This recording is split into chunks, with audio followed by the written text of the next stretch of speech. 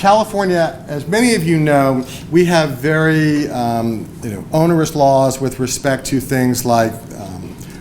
covenants not to compete, and often, especially national employers, will put into their employment agreements that maybe you're headquartered in New York, you're headquartered in Texas, so you put in your employment agreements maybe some covenants not to compete or some other language that you know will be hard to enforce in California, so you say that the agreement is governed by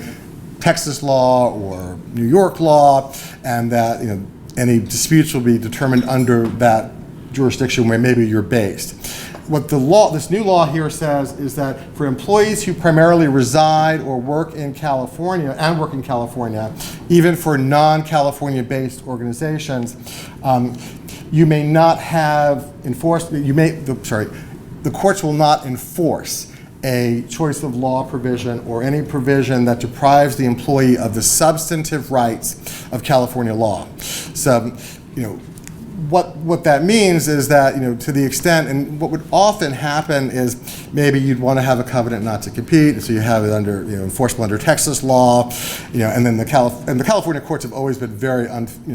looked unfavorably upon that. But this is going to make it even harder to try to enforce out-of-state law with respect to your California employees.